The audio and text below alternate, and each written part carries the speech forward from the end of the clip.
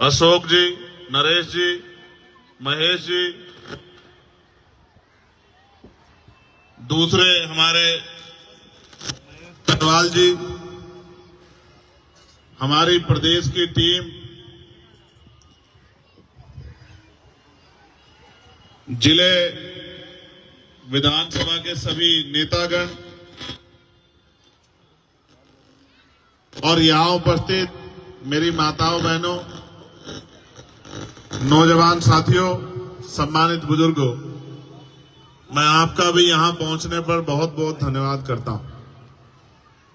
और आज आपकी तमन्नाओं के साथ जिस तरह से सूर्य भी चमका है, 2 दिन तो नहीं चमका, 2 दिन तो बहुत घना कोहरा था, लेकिन आज सूर्य भी चमका है, तो इसका मतलब ये आपकी तमन्ना सच्ची थी कि आज हमें अपने कार्यक्रम को सफल बनाना है। इसलिए आपकी सच्ची तमन्ना के लिए मैं आपका पुनः धन्यवाद करता हूं। भाई रवि जी, भाई हेलो हेलो हेलो, भाई छोटे भाई कपिल बेदी जी, हेलो, बागड़ी जी, और अगर कोई साथी छूट गया हो तो भाई मुझ में ऐड कर लेना। हमारी 2 महिला नेता, हमारी दोनों बहनें पीछे बैठी हैं, उनका भी, सतपाल साहब का, सबका धन्यवाद। मंडावली की महान जनता का धन्यवाद। इस कार्यक्रम के ऑर्गेनाइजर भाई गुलशन जी, कुशल जी, नवीन जी, दीपक गहलोत जी, रजिक जी, संजय बोध जी, वैद्य जी, प्रदीप कोरी जी, अश्वनी कोरी जी, विजय भाई पुष्कर जी, राजकुमार जी, राजेश कश्यप जी, ओमपाल जी, राहुल जाटव जी, अरुण जी, रोहित गहलोत जी, निवेश बेनीवाल जी, महेश जाटव जी, रवि रजक जी, दिलीप जाटव जी, जितेंद्र जीतू जी, ब्रजेश कुमार जी, हर्ष गहलोत जी, सुमित गहलोत जी, आशु गहलोत जी, राकेश बुंदेलखंडी जी, और भाई अनिल साहब, अनिल जी उर्फ अन्नी जी, छोटे भाई अंजनी जी, मंगल पहलवान जी, सन्नी भाई, इनका भी मैं बहुत बहुत धन्यवाद करता हूं। मैं यहां जेल से छूटने के बाद जब आया तो इसी मंडावली के ग्राउंड में आया। यहां एक ग्राउंड है, और ये जो परिवार जिसकी जोड़ी की बात कर रहे थे, हमारे बहुजन सिंगर मेहरा जी, इसी परिवार ने यहां साय की तरह मुझे इस लड़ाई को लड़ने में छांव दी और मदद की। इस परिवार का मेरे ऊपर ऋण है, मैं उसको कभी जिंदगी भर नहीं भूल सकता हूं, क्योंकि छोटी छोटी लड़ाई लड़कर ही बड़ी लड़ाई लड़ी जा सकती है। आज ये लड़ाई काफी आगे बढ़ गई है। दिल्ली में विधानसभा का चुनाव है। दिल्ली चुनाव पे भी मुझे आपसे बात रखनी है। इसके बाद एक कार्यक्रम और है, उस कार्यक्रम में भी हमें पहुंचना है। उधर सामने बहुत सारे सज्जन पुरुष जो हैं, जो नौकरी से रिटायर हुए हैं, उनके आसपास के साथी भी मुझे अशोक जी और दिख रहे हैं।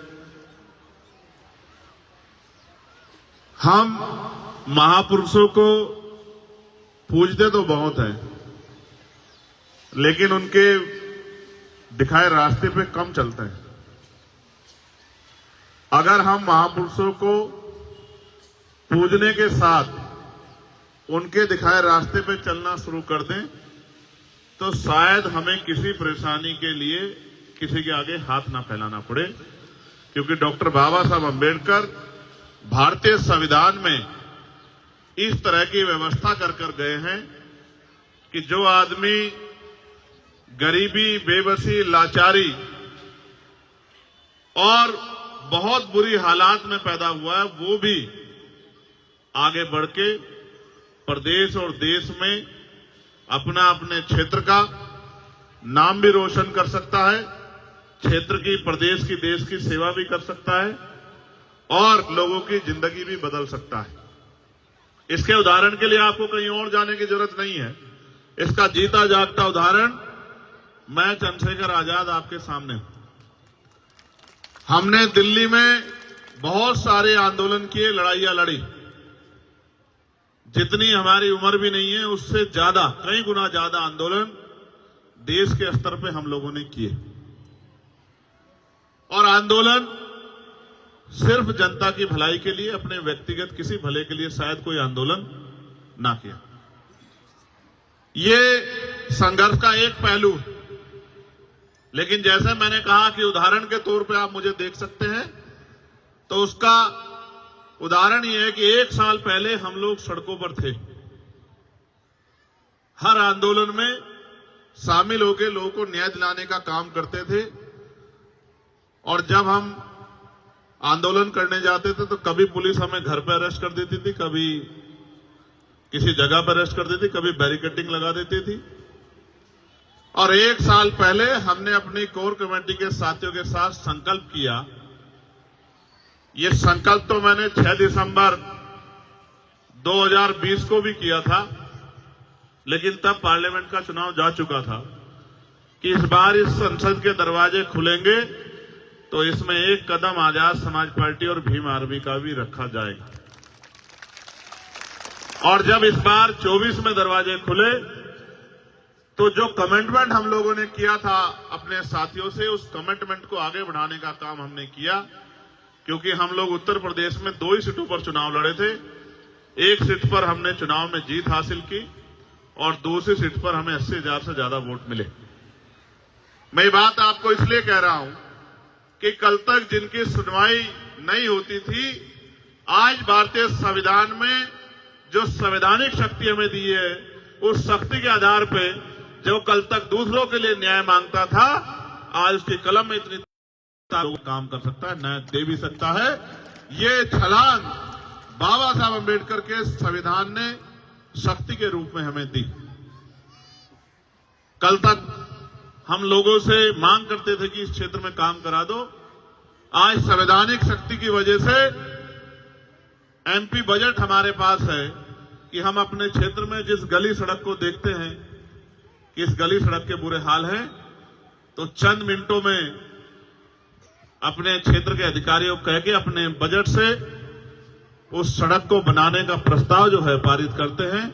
और 1-1.5 महीने के अंदर वो सड़क, जहां गारा, मिट्टी, कीचड़, गंदगी परेशानियां होती है, वो इस तरह की बनकर खड़ी हो जाती है कि उस सड़क पर चलते हुए आदमी, जूते भी ना हो तो नंगे पैर चलते हुए अपने आप को अच्छा महसूस करता है कि हमारी सड़क अच्छी है। ये अवसर अगर पैदा हुए हैं तो ये संवैधानिक शक्ति इसके आधार पे पैदा हुए। जैसे पढ़ लिखकर हम लोग, अगर हमारे दादा परदादा गांव में खेती किसानी, मजदूरी, सफाई का काम या और भी कोई काम जिसको कर कर अपना जीवन गुजर बसर करते थे, लेकिन आज इस देश में संविधान की वजह से अवसर है कि एक किसान, मजदूर, गरीब परिवार का बेटा भी पढ़ लिखकर डॉक्टर, इंजीनियर, आईएएस, आईपीएस, वकील, जज बन सकता है। आज अगर झोपड़ियों से निकल के ये महलों तक का सफर तय हुआ है तो ये बाबा साहब अम्बेडकर के 4-4 बच्चों की कुर्बानियां और भारतीय संविधान में जो अधिकार शक्ति हमें मिली है, ये उसी की वजह से संभव हो पाया। लेकिन मैं ये सोचता हूं, एक डॉक्टर, इंजीनियर, आईएएस, आईपीएस बनने के लिए तो कई साल मेहनत करनी पड़ती है, 10-12 घंटे खर्च करने पड़ते हैं, ये तो मेहनत का काम। और लोकतंत्र जब नहीं था, राजतंत्र था, तो राजतंत्र में तो उससे भी कठिन था। उसमें युद्ध होते थे, तलवारें चलती थी, भाले चलते थे, बंदूकें चलती थी, तोपें चलती थी, हजारों हजारों लोग जान जाती थी, धरती रक्त रंजित हो जाती थी, तब जाके राज बदलता था। अब तो बाबा साहब अम्बेडकर के आशीर्वाद से पहले बैलेट का बटन दबा, बैलेट में मोहर लगाकर, और अब ईवीएम का बटन दबाकर आप इस राजकाज को बदल सकते हो। कितना आसान कर दिया। लेकिन जैसे मैंने कहा कि पहले युद्ध करने के लिए तलवार चलानी सीखनी पड़ती थी, भाला चलाना सीखना पड़ता था, बंदूक सीखनी पड़ती थी, बंदूक खरीदनी पड़ती थी, तलवार खरीदनी पड़ती थी, तोप खरीदनी पड़ती थी। अब तो कुछ भी नहीं खरीदना। अब तो बस अपनी उंगली को इतना तैयार करना है कि जिस बटन को दबाकर हमें शक्ति मिलती है उसी बटन को दबाना, बस दूसरा बटन नहीं दबाना। इतना छोटा सा काम। हमारे महान पुरुषों ने तो ये भी कहा कि राजनीति में हिस्सेदारी नहीं करोगे तो उसका सबसे बड़ा नुकसान ये होगा, उसका सबसे बड़ा दंड ये होगा कि अयोग्य लोग आपके ऊपर शासन करेंगे। हमारे लोगों ने इस बात को नहीं समझा। हमारे लोगों ने राजनीतिक शक्ति दूसरे लोगों के हाथ में दे दी और इंतजार करते रहे कि ये हमारी जिंदगी बदलेंगे। इसी का खामियाजा हम लोगों को भुगतना पड़ा। मैं आपसे कहना चाहता हूं, जो बहुत दिन पहले डॉक्टर बाबा साहब अंबेडकर कह के गए थे कि political power is the master की, राजनीतिक सत्ता वो चाबी है जो आपकी सारी परेशानियों का हल कर सकती है। राजनीतिक सत्ता वो सुनहरी चाबी है जो आपकी सारी परेशानियों का रास्ता खोलकर आपकी जिंदगी को आसान कर सकती है।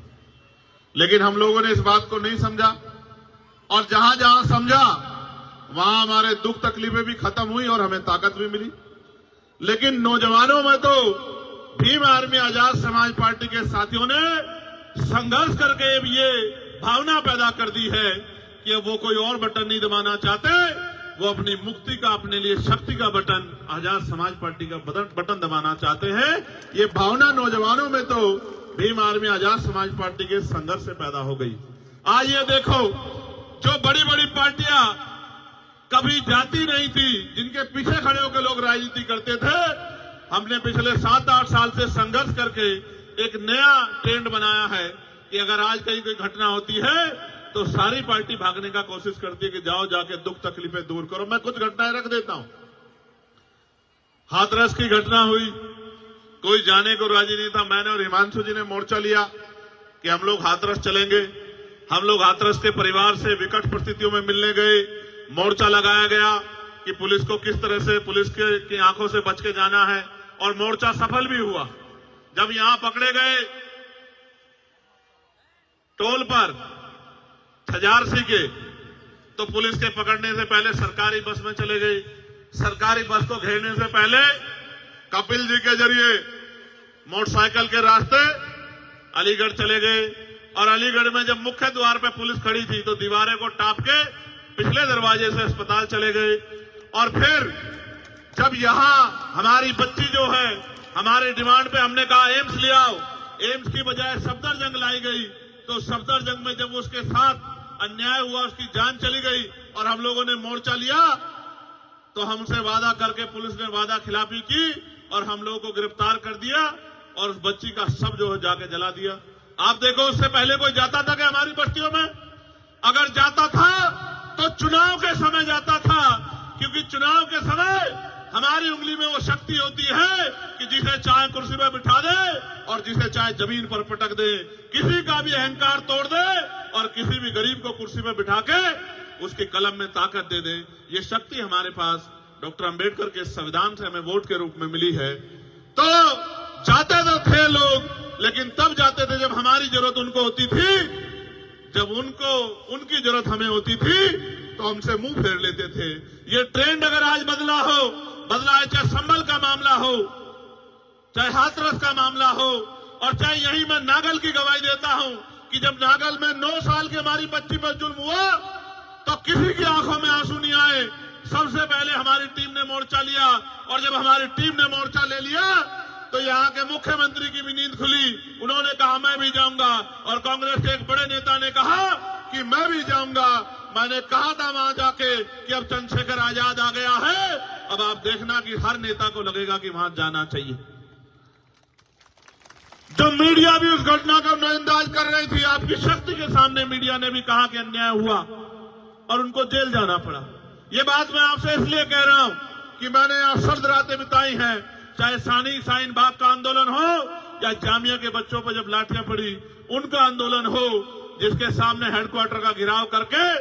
और एक बात जो मुझे हमेशा याद रहती है कि जब हम रात को हेडक्वार्टर पे गए थे तो कुछ घंटों के बाद हमने जब वहां से चलने की कोशिश की तो एक भाई ने और एक बिटिया ने मेरा हाथ पकड़ लिया और मुझसे कहा कि भैया आप मत जाना, सब चले जाएं, आप मत जाना। तो सिकंदर साहब, मैंने कहा कि क्यों नहीं जाना? तो बोले आप चले जाओगे तो पुलिस हमें बहुत मारेगी, हम बेटियां हैं, आप हमारा अपमान होगा, आप मत जाओ। और मैंने हिमांशु जी से कहा कि भाई अब क्या करें? तो बोले करना क्या है कि अब यहां रहना है, इनकी रक्षा करनी है, यही तो काम हम लोग करते हैं। तो फिर हमने गाड़ी मंगाई और गाड़ी के ऊपर हम लोग लेट गए। ठंड का मौसम था, 0 डिग्री टेम्परेचर जा रहा था। तो रात को 3 साढ़े 3 बजे तक उस पर बैठे रहे। 3 साढ़े 3 बजे तक जो है आंदोलन करते रहे और जब तक वो बच्चे नहीं छूटे और पुलिस ने जामिया को नहीं छोड़ा तब तक लड़ते रहे। और जब सब बच्चों को छोड़ दिया जो पकड़े थे, तब उसके बाद आपने वहां से निकलने का काम किया। इसी दिल्ली में गुरु घर का आंदोलन हुआ। इसी दिल्ली में लाखों लोग आए, 96 लोग अरेस्ट हुए, पुलिस ने लाठियां बजाई और 66 दिन तक जेल काटनी पड़ी। और पहली बार ऐसा हुआ 2 अप्रैल 2018 के बाद कि सुप्रीम कोर्ट को अपना फैसला वापस लेना पड़ा और गुरु घर की उस जमीन को खाली करनी पड़ी जिस जमीन को उन्होंने कह दिया था कि जमीन आपको नहीं मिलेगी। उस जमीन का भी आंदोलन लड़ा। वो हमारी गुरु घर की जमीन है, हमारे लिए वो शक्ति स्थल से कम नहीं है। हमने यहां जमा मस्जिद का आंदोलन भी लड़ा। सब लोग कहने लगे कि साहब छोड़ दो, पुलिस गिरफ्तार करेगी। तो मैंने कहा गिरफ्तार करेगी तो कहां ले जाएगी? जेल ही तो ले जाएगी, इसके अलावा कहां ले जाएगी? तो जेल गए। अब जेल गए, लाठियां भी खानी पड़ी। अब पुलिस सरकार की होती है। अभी केंद्र में हम लोग नहीं है, यहाँ की पुलिस केंद्र सरकार के अधीन है। जिस दिन हम लोग केंद्र में होंगे तो वो बेचारे हमारे हिसाब से काम करेंगे। तो बहुत नुकसान उठाना पड़ा, जेलें काटनी पड़ी निर्दोष होते हुए। पुलिस से कोर्ट ने पूछा कि बताओ चंद्रशेखर का अपराध क्या है? वो तो वकील आदमी है। तो उन्होंने कहा साहब इन्होंने भड़काऊ भाषण दिया। कि भड़काऊ भाषण क्या था, दिखाओ।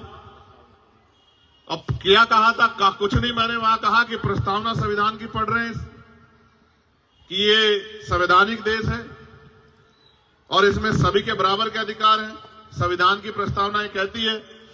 तो उन्होंने कहा साहब भड़काऊ भाषण कहा, सुनाओ। तो सुनाने कुछ था नहीं। कहा साहब रिकॉर्ड नहीं कर पाए। बोले ये दिल्ली की पुलिस है, देश की राजधानी की इतनी हाईटेक पुलिस, ये रिकॉर्ड नहीं कर पाई तो कौन रिकॉर्ड कर पाएगा? तो मैं ये बात आपको इसलिए बता रहा हूं कि जब तक हम पे शक्ति नहीं होगी तब तक हमें दूसरे की तरफ आंख उठा के देखना पड़ेगा, इंतजार करना पड़ेगा और हाथ फैलाना पड़ेगा। और वही मिलेगा जो मिलता आया है। और मिलने वाले की बात जान लो कि जब आप किसी की तरफ हाथ फैलाते हो तो वो नहीं देता जो आपको चाहिए, वो देता है जो उसकी जेब में होता है और जिसको वो आपको देना चाहता है। और मेरे शब्दों में तो सुनो, वो झूठन देता है आपको। आपकी इच्छा होती है 1 रुपए की तो वो 5 पैसे देता है, 10 पैसे देता है। आपकी भावनाओं का सम्मान नहीं रखता। लेकिन जब बाबा साहब अम्बेडकर संविधान में हमें वोट का अधिकार देके गए हैं और इस वोट की शक्ति के आधार पे राजा महाराजा बड़े नेता जिन्होंने हमारी बस्तियां नहीं देखी, जिन्होंने हमारी परेशानियां नहीं देखी, हमारे घर नहीं देखे, हमारी तकलीफें नहीं देखी, हमारा भूखा पेट नहीं देखा, हमें गटर में उतरते नहीं देखा, हमें मार खाते नहीं देखा, हमें गटर में मरते नहीं देखा, 7,000, 12,000, 11,000 पे अपने बच्चों को पालते नहीं देखा, जिन्होंने हमें हमारी रोटियों को देखा, जिन्हें आज भी हमसे गैर बराबरी का एहसास होता है, वो भी हमारे बीच में आते हैं, हमारी माओ के पैर छूते हैं, हमारी बहनों का हाथ पकड़ के कहते हैं कि आप मेरी बहन हो, हमारे घरों में आते हैं, हमारे बीच में बैठ के खाना खाते हैं, हमारे गिलास में पानी पीते हैं। कभी कभी गिलास अपना ले आते हैं लेकिन पानी पीते हैं, बर्तन अपने लिए आते हैं, खाना अपना ले आते हैं, हमारे बीच में बैठ के खाते हैं। ये साबित करने की कोशिश करते हैं कि हम आपके हितैषी हैं। लेकिन जब आप पे जुल्म होता है, जब आपके अधिकार छीनते हैं, जब आप कहते हो कि ठेका नहीं होना चाहिए, संविदा नहीं होनी चाहिए, पक्की नौकरी होनी चाहिए जो संविधान कहता है, समान काम समान वेतन होना चाहिए, तो तब वो सब लोग घर भाग जाते हैं। मैं घटना और बताता हूं। कोरोना काल में मुख्यमंत्री जी ने घोषणा की कि हर कोरोना वॉरियर को 1 करोड़ रुपए मिलेगा। क्यों भाई, यही थी ना घोषणा। एक हमारा सफाई कर्मचारी भाई जिसका जीवन खत्म हो गया, उसके परिवार के पास हम गए, हमने कहा भाई मोर्चा निकलेगा। अब मोर्चे से बड़ी डरती है सरकार, मोर्चा निकलेगा, घोषणा हुई तो सरकार के लोगों ने बुला लिया। हमने उसको वादा किया कि एक नौकरी दिलाएंगे और 1 करोड़ रुपया दिलाएंगे जो आपका अधिकार बैठता है। सरकार ने उनको नौकरी दे दी चुपचाप और 10 लाख रुपए दे दिए और उससे कहा कि चुप हो जाओ, घर में जाके बैठ जाओ। हमने इनसे कहा कि मोर्चा निकालेंगे चलो, तो बोले वो तो लड़ ही नहीं रहे।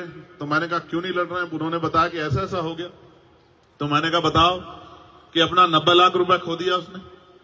बोले ये मिल गया, ये भी बहुत है, आपके जाने से ये मिल गया। यही दिल्ली में नए साल पे एक बेटी को घसीटा गया था, आपको याद होगा, 10-11 किलोमीटर बवाना में उसके परिवार के साथ जाके उसके ऊपर हुए जुल्म की लड़ाई हम लोगों ने लड़ने का काम किया। तो हमने कोशिश की आपकी आवाज बनने की। अब आप कोशिश करो हमें ताकत देने की। अगर आपने ये कोशिश कर ली, भाई सेंसर वहां खड़े हैं, मैं जिम्मेदारी से कह रहा हूं, अगर आपने ये कोशिश कर ली और अगर आपने एक मौका बड़े पैमाने पे नहीं छोटे पैमाने पे भी आजाद समाज पार्टी को दे दिया, भीम आर्मी को दे दिया, तो आप याद रखना, जब मैं अपने यहाँ चुनाव लड़ रहा था मुझसे कहते थे क्या करेगा अकेला चंद्रशेखर, तो मैंने कहा था कि डॉक्टर अंबेडकर भी अकेले थे, मान्यवर काशीराम साहब भी अकेले थे और चंद्रशेखर भी अकेला। एक मौका मिलने दे तो बताऊंगा पार्लियामेंट में, अगर इस नीले पटके वाले ने अपनी अलग पहचान ना बनाई तब आप कहना। और आज आप देखो कि पार्लियामेंट जब चलती है, मैं आसिया गया, इटली गया, मैंने एक संकल्प किया था पूरा करने का। हमारे धर्मगुरु हैं संत रामानंद जी महाराज जो शहीद हो गए थे, उनकी उस धरती पे जाके नमन करने का मैंने संकल्प लिया था। मैं वहां गया, वहां की बहनों माओं से मिला, सोच रहा था क्या जानती होंगी मुझे, तो बोलती है कि भाई हम अपने फोन में सनसेट टीवी देखती रहती हैं कि कब हमारा भाई पार्लियामेंट में हमारे लिए बोलेगा। आप ये बताओ, आप भी सुनते होंगे और बहुत सारे लोग तो ये कहते हैं कि हमने पार्लियामेंट टीवी को इसीलिए यूट्यूब पे सब्सक्राइब किया है कि हमारा भाई वहां बोलता है हम उसको सुनते हैं। आप ये देखो, भोजन माता, आशा, आंगनबाड़ी, सफाई कर्मचारी, ठेके पे कर्मचारी, सरकारी कर्मचारी, दिल्ली सिविल डिफेंस वाले, कोई ऐसा पुलिस के लोग, दिल्ली पुलिस हो चाहे देश की पुलिस हो, उनके मॉडर्नाइजेशन की बात, होमगार्ड की, ग्राम के चौकीदार की, सब लोगों की बात, नौजवानों की बात, रोजगार की बात, महंगाई पे मार की बात जो जनता पे पड़ रही है, सारी आवाज हमने पार्लियामेंट में उठाने का काम किया। और आज ये हालत है कि कल तक कोई जो जय भीम नहीं बोलता था, अब मैं पार्लियामेंट में जाता हूं तो ऐसा लगता है सारे जय भीम वाले हो गए, इधर वाले भी और इधर वाले भी। एक दिन तो मैं गया, अभी एक विवाद हुआ तो मैं गया तो वहां के कर्मचारी आए मेरे पास, मैं अंदर बैठा कुछ लिख रहा था, बोले आज तो आपकी पार्टी के बहुत सारे सांसद आए हैं। तो मैंने कहा कि यार अभी तो चुनाव भी नहीं हुआ, सांसद कहां से बन गए बहुत सारे? तो बोले बहुत सारे लोग नीला पटका पहन के घूम रहे हैं। तो मैंने कहा नीला पटका पहन के तो बहुत लोग आएंगे, जय भीम का नारा भी बहुत लोग लगाएंगे, लेकिन जब आपको जरूरत होगी और आपकी तरफ आंख उठेगी और आपके अधिकारों पे हमला होगा तो सिर्फ भीम आर्मी और आजाद समाज पार्टी आएगा। वही असली नीले वाला है, वही असली नीले को आगे बढ़ाने वाला है। तो मैं बस आपसे कहना चाहता हूं, अब तक आपने सबको मौका दिया, सबका हाथ पकड़ा, सबको आगे बढ़ाया, सबकी आवाज आप बने, सब पे भरोसा किया। एक मौका आपको हमारे इन काम करने वाले साथियों को भी देना चाहिए। और अगर आपने एक मौका इनको दे दिया, मैं आपको लिख के देता हूं कि ना फिर आपको किसी और झंडे की जरूरत पड़ेगी, ना डंडे की जरूरत पड़ेगी, ना नेता की जरूरत पड़ेगी, क्योंकि नेता मां के पेट से जन्म नहीं लेते, नेता संघर्ष से पैदा होते हैं। और भीम आर्मी ने संघर्ष करके नेता तैयार किए हैं, जिनको कल तक नकारा जाता था, आज उनको बड़े बड़े नेता फोन करके कहते हैं कि हम पे अपना आशीर्वाद बना के रखना। मैं बस आपसे कहना चाहता हूं, अच्छी बात यह है कि मेरे लोकसभा क्षेत्र के भी बहुत सारे लोग जो नगीना छोड़ के आ गए वो भी मुझे रास्ते में मिले, वो भी यहां रहते हैं। अब उन पे तो मुझे भरोसा है कि वो मेरा साथ छोड़ ही नहीं सकते। मैं यहां से नगीना के साथियों का भी धन्यवाद देता हूं और मैं आपसे ये भी कहना चाहता हूं बहुत जिम्मेदारी के साथ कि सड़कों की लड़ाई हम लड़ते रहेंगे, इसका उदाहरण यह है कि 1 तारीख को हम भीमा कोरेगांव गए, 2 तारीख को परभनी में जो हिंसा हुई उन हिंसा के परिवारों से मिले, 3 तारीख को बागपत में जो जुल्म हुआ, जिस बच्चे ने पार्लियामेंट के सामने आके सुसाइड कर लिया क्योंकि उसको न्याय नहीं मिल रहा था, वहां की भाजपा सरकार कहती है हम सबके साथ सबके विकास की बात करते हैं, लेकिन जब हमारे लोगों पे जुल्म होता है तो विकास भी गायब हो जाता है और सबका साथ भी खत्म हो जाता है। उनको न्याय नहीं मिलता। 3-3 साल पार्लियामेंट के सामने आके उस बच्चे ने आपको आग लगा ली और 70% जल गया और अस्पताल में उसने दम तोड़ दिया। आखिरी लाइन उसकी ये थी कि मेरा भाई मुझको न्याय दिलाएगा। तकलीफ होती है, दर्द होता है कि उतनी शक्ति नहीं है, लेकिन मैं आपसे कह रहा हूं, अभी मैं परभनी गया, वहां सोमनाथ सूर्यवंशी की पीट पीट के पुलिस ने हत्या कर दी और उसके गम में हमारे एक नेता, वो गाड़े साहब उस दुनिया में नहीं रहे, महिलाओं को पीटा, नौजवानों को पीटा, बहनों को पीटा, घर में घुस के बच्चों को पीटा सरकार के इशारे पे। तो हमने कहा 17 से मोर्चा निकलेगा। आप शक्ति देखो किसे कहते हैं। मैंने कहा 17 से पैदल मोर्चा निकलेगा परभनी से और मुंबई मंत्रालय तक। तो कल चीफ मिनिस्टर के यहां से फोन पहुंच गया कि 6 तारीख को, मैं झूठ नहीं बोलता, आप पता करा लेना, 6 तारीख को दोनों परिवारों को मुख्यमंत्री ने बुलाया है कि मुख्यमंत्री जिनसे मिलना चाहते। इतनी शक्ति का निर्माण आज आपने पूरे भारत में कर लिया है कि आपकी एक आवाज पे सरकारों को सोचना पड़ता है। आप ये सोचो, ये तो तब है जब अभी संवैधानिक शक्ति उस पैमाने पे नहीं है। आप ये सोचो जिस दिन संवैधानिक शक्ति होगी। और उत्तर प्रदेश में तो मैं चैलेंज करके कहता हूं, जिस तरह की मेहनत उत्तर प्रदेश के साथी कर रहे हैं, 27 के चुनाव में हम वहां की सत्ता आपके चरणों में लाकर रख देंगे। इस बात का भी मैं आपको विश्वास दिलाता हूं। लेकिन मैं आपसे कहना चाहता हूं कि आपका आशीर्वाद भी हमें मिलना चाहिए। मिलना चाहिए, नहीं मिलना चाहिए? देख लो, मदद करोगे नहीं करोगे? नहीं, दोनों हाथ उठा के बताओ। नहीं, दोनों हाथ से बात नहीं बढ़ेगी। अपनी अपनी जगह पे खड़े होके बताओ मदद करोगे नहीं करोगे? अच्छा, एक मिनट बैठ जाओ। आखिरी बात बता देता हूं, ये मेरे कान में इन्होंने कुछ कहा।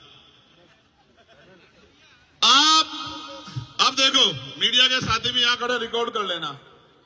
जितनी योजनाएं सारी सरकारें चला रही हैं, दोबारा कह रहा हूं, फ्री बिजली, फ्री पानी, फ्री ये और भी कुछ टैक्सेस, उनकी सारी योजनाएं, और उन योजनाओं पे भी प्लस करके, मैं किसी की योजना ना गिनाता, मैं संवैधानिक शक्ति को समझता हूं। ये जो बजट है ना, जो आपके ऊपर लग रहा है, ये बजट आप ही की जेब से गया टैक्स के रूप में। आपका पैसा आपके ऊपर लगाना कोई बहुत बड़ा काम नहीं। अब तो चुनाव आएगा तो बहुत लोगों की पोल खोलने का काम करेंगे। एमसीडी वाले क्या कर रहे हैं, दिल्ली सरकार वाले क्या कर रहे हैं, बहुत लोगों की बात बताएंगे आपको। लेकिन आप ये सोचो, जितना ये आपको आज कह रहे हैं कि हम देंगे और दे रहे हैं, मैं इससे 4 गुने की गारंटी देता हूं, क्योंकि हमें कोई पैसा घर नहीं लगाना, अपने घर में नहीं लगाना है। आपके लिए आपका पैसा आप ही के ऊपर लगाना है। तो जो ये दे रहे हैं, इसके 4 गुने की गारंटी मैं आपको देता हूं। मैंने मांग की प्राइम मिनिस्टर से कि उस शिक्षा में स्कॉलरशिप मिलनी चाहिए। दिल्ली के मुख्यमंत्री ने पढ़ लिया, उनकी रिसर्च टीम ने अगले दिन उन्होंने कहा, मैं बहुत बड़ी घोषणा बाबा साहब अम्बेडकर पे करना चाहता हूं, कल इस समय करूंगा। हमारे साथियों ने कहा कि मुख्यमंत्री जी को घोषणा, हमने कहा हमारा चार्ट उठा लो, 12 घोषणा में से एक घोषणा उसमें से ही होगी। तो कहा बाबा साहब अम्बेडकर शिक्षा को बड़ा महत्व देते थे, तो उस शिक्षा में हम लोग स्कॉलरशिप देने का काम करेंगे। मगर अब देखो कितने तेज है, गौर से सुनो, वो अपना एडमिशन करवा ले तो उनको बाकी सारी मदद हम लोग करेंगे। भाई ये बताओ, 12वीं तक की स्कॉलरशिप देके डॉक्टर बना दोगे क्या? इंजीनियर बना दोगे क्या? वकील बना दोगे क्या? जज बना दोगे क्या? क्या बना दोगे? बेवकूफ तो बना सकते, क्योंकि हाई स्कूल इंटर तो हमारा मरा गिरा आदमी भी रूखी सूखी खाके अपने बच्चों को करा ही देता। अगर करना है इस देश में, जो बाबा साहब अम्बेडकर कहते थे आपको बिजली फ्री दे देंगे, पानी फ्री दे देंगे, रोटी अनाज दे देंगे, लेकिन आपके बच्चों को एजुकेशन नहीं देंगे, क्योंकि एजुकेशन सवाल को जन्म देती है। और जिस दिन आपके बच्चों को शिक्षा का अधिकार मिल गया और मुफ्त शिक्षा मिल गई और गुणवत्तापूर्ण शिक्षा मिल गई, आप याद रखना, आपका रास्ता कोई नहीं रोक सकता। इसका उदाहरण डॉक्टर बाबा साहब अंबेडकर है कि ये ना चाहते हुए भी बाबा साहब अंबेडकर संविधान सभा में भी गए और कानून मंत्री भी बने। इसलिए मैं आपको कहना चाहता हूं, मैंने पार्लियामेंट में कहा था कि समान शिक्षा पॉलिसी लागू कर दो। मैं सत्ता पक्ष को भी कह रहा हूं, विपक्ष को भी, अगर आप इतने अच्छे हो तो करो समान पॉलिसी लागू। अगर बाबा साहब समान शिक्षा पॉलिसी लागू, अगर बाबा साहब अंबेडकर को नेता मानते हो, बाबा साहब अंबेडकर की बात को मानते हो, समान हेल्थ पॉलिसी लागू करो कि गरीबों का इलाज भी क्या तो सारे प्राइवेट स्कूल अस्पताल गरीबों के लिए भी खुले मुफ्त में, या सबका इलाज सरकारी अस्पताल में हो और इलाज बेहतर से बेहतर होना चाहिए कि पैसे की कमी कारण किसी की जान ना जाए। होना यह चाहिए कि गरीब के बच्चे को एजुकेशन वो कभी तक ले, गुणवत्तापूर्ण एजुकेशन, और वो इतने कम दामों में मिलनी चाहिए किसी की जेब ना कटे। हमने तो देखा अपने आप से कि बड़े स्कूलों में, प्राइवेट में हमारे लोग हिम्मत करके भेजते हैं। मेरी माएं पेट पे कपड़ा बांध लेती हैं, एक टाइम का भोजन काट के अपने बच्चों को पढ़ाती, क्योंकि बाबा साहब कह के गए थे। लेकिन सच ये है कि ये सारे काम आपके आसान हो सकते हैं अगर आप अपनी राजनीतिक ताकत बना लो। मैं ये महसूस करता हूं, आप सब कुछ सीखे बाबा साहब से, बस ये अपनी उंगली का सही प्रयोग करना नहीं सीख पर, जो सबसे आसान काम है। इस उंगली का सही प्रयोग करना सीख लो, आपके बच्चों के और आपके तरक्की के रास्ते खुलने में बहुत देर नहीं लगेगी। आप यहां आए, आपने